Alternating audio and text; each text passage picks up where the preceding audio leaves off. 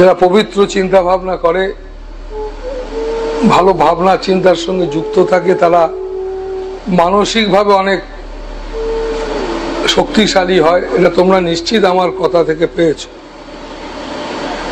এবং যে তোমরা নিশ্চিত পেয়েছো যে যারা পবিত্র চিন্তা ভাবনায় বেশি থাকে তাদের তাবিজ কবজ মাদুলি বা এই সমস্ত হাত দেখানো এসব তাদের প্রয়োজন হয় না। এটা তোমরা শুনেছো, আর শুনেছো এবং আমি এতে বিশ্বাসী, তার জন্য আমি এটা বলি। আর এই কারণেই বলি যে পবিত্র চিন্তায় থাকাটাই হচ্ছে একমাত্র মনুষ্যত্বের মধ্যে থাকা। মানুষের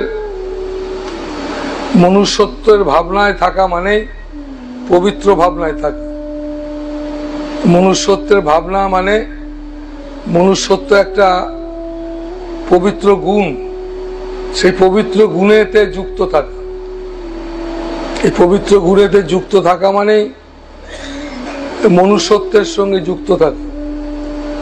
তো তাহলে কি হয় না, তার মধ্যে একটা আত্মবিশ্বাস আছে, আর সেই আত্মবিশ্বাসটা এত শক্তিশালী, তো সেই কারণে মানুষ এবং ঈশ্বর খুব কাছাকাছি। তো সেই জন্য মহাপুরুষরা বলেছেন যে আগে মানুষ হও, তারপরে তুমি দেবত্ব লাভ করতে পারবে, ঈশ্বরত্ব লাভ করতে পারবে।